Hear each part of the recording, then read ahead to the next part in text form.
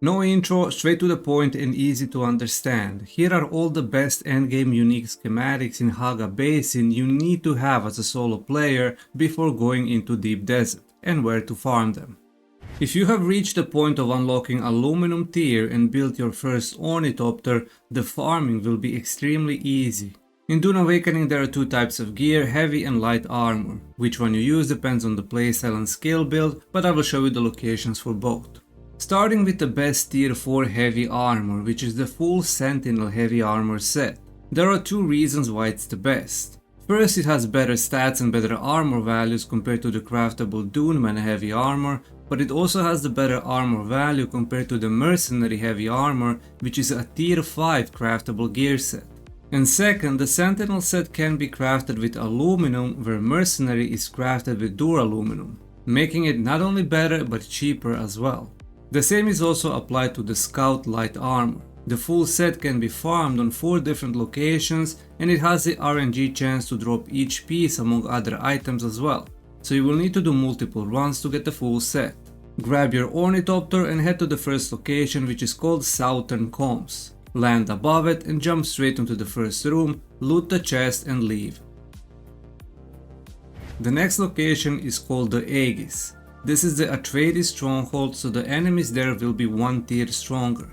There is also another element, as this is the PvP zone, which means 2 things. Other players can be there that will try to fight you, and if another player did clear it, that means that the loot won't be available to you, since in PvP zones only the first player who takes the loot keeps it. But the chests reset every 45 minutes. To clear it, land on the rocks and make sure you clean up all the ranged and melee enemies first. Do not aggro the whole stronghold, they hit a lot. Clean them up one by one and make sure you don't aggro both machine gunners. After you clear it, grab the ID badge in this room, head down and find the room with the shield, and inside there is a constellation chest.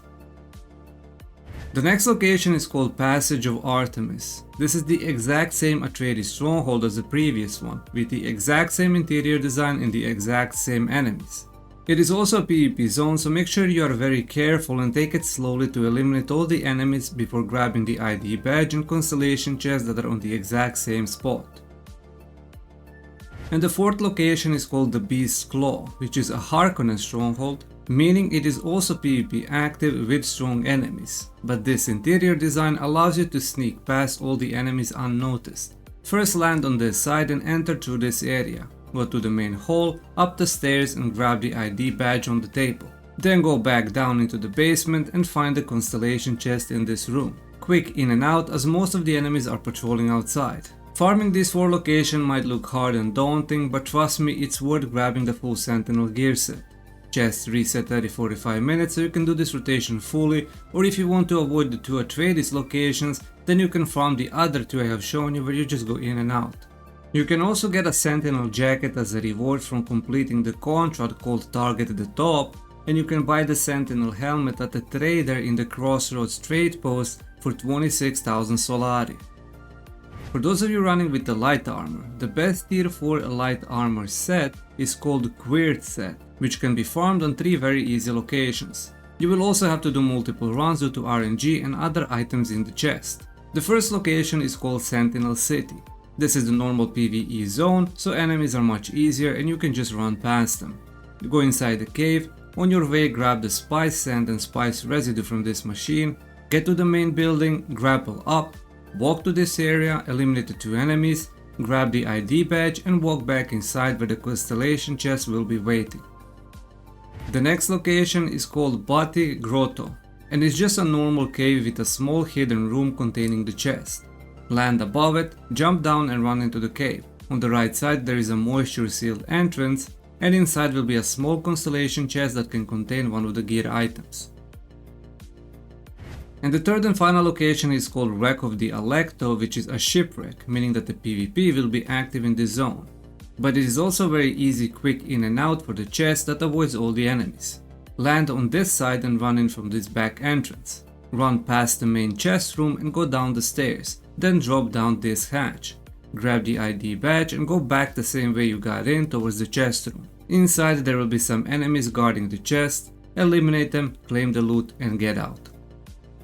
Now that you have your gear sorted, it's time to grab the best weapons. Most current builds use longsword, sniper rifle and drill shot, so I will only show you the locations for these 3 weapons. If you are curious how I know all these locations, it's because of the Dune Gaming Tools website, which has a search function that you can filter by items, which tier, and shows you exactly locations where you can farm them. So if you are interested in other weapons I didn't show you, go to the Dune Gaming Tools and find the locations there.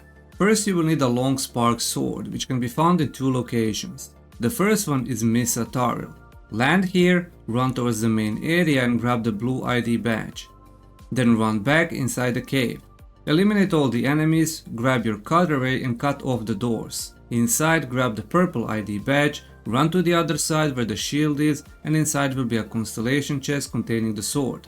The chest also has other good items that are very useful, so feel free to keep coming back until you grab them all. The second location is in Imperial Testing Station number 142. It is a very long one with a lot of enemies, but at the end, next to the badge will be the boss. Eliminate every enemy inside the room, grab the badge, run back to this side through the shield, run up the stairs, and there will be constellation chest with a potential sword drop inside. The best sniper rifle is called Longshot, and it drops in the exact same 4 locations as the Sentinel gear.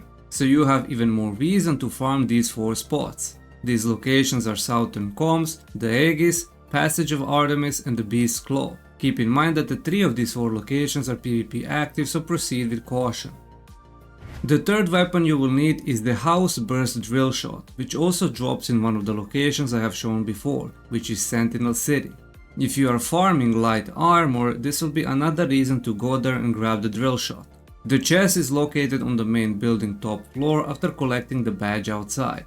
Other noteworthy utility items you can also farm are Emperor Wings Mark IV, which also drops in the same 4 locations as the Sentinel gear and the sniper rifle, Sinner's Blood Bag, which has 19,000 storage for blood that drops on 3 locations I have shown where the light armor drops, and lastly Focus Buggy Mark IV Cutaway and Bigger Buggy Storage Mark IV unique schematics also drop at the same 4 locations I have shown previously where Sentinel gear drops. With this knowledge, not only you will farm the full set of gear by going multiple times, you will also unlock pretty much other cool utility items and weapons that will help you progress solo. And for any other potential items you're interested in but I didn't show them, you can go to Dune Gaming Tools and look for locations yourself.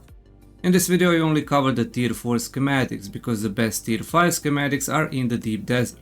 And to be ready for the deep desert, you need tier 4 gear and weapons. So get grinding for tier 4, and in the next few days I will have a video showing you the best locations to farm tier 5 schematics both in PvE and PvP deep desert. Until then, thank you for watching, consider subscribing and watch some of my other videos appearing on your screen.